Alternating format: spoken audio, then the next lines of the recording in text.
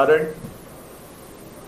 आत्ताच थोड्या वेळापूर्वी माननीय उच्च न्यायालयाने तत्परतेने या बंदला मनाई केलेली आहे। एका गोष्टीचं मला बरं वाटलं की न्यायालय एवढ्या तत्परतेने हलू शकतं, हे खरंच कौतुकास्पद आहे।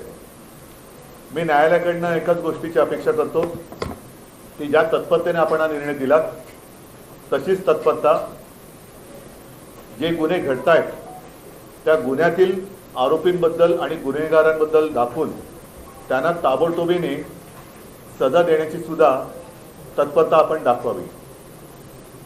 साहजिकच आहे की माननीय उच्च न्यायालयाचा निर्णय हा आम्हाला मान्य नाही, परंतु कोर्टाचा आदर ठेवावा लागतो। या निर्णयाच्या विरुद्ध सर्वोच्च न्यायालयात आम्ही जाऊ शकतो। काही गोष्टी अशा असतात की सर्वोच्च न्यायालयात जाणं आणि त्याच्यानंतर तिथे सुनावणी होऊन निर्णय मिळणं ह्याच्यातही थोडासा वेळ अवधी हा जाऊ द्यावा लागतो, कारण सुनावणी नीट व्हायला पाहिजे। ह्या घटना अशा आहेत आणि ह्या बंदचं कारण हे वेगळं होतं।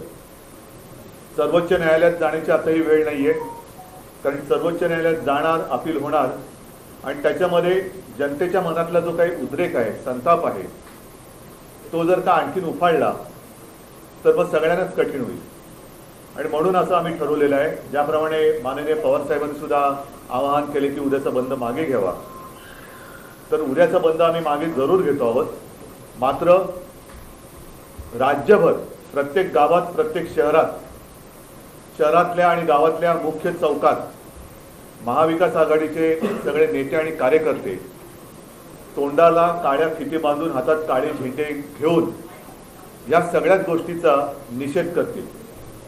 ठीक आहे, बंदला तुम्ही बंद म्हटलात, आम्ही तोंडच बंद ठेवतो।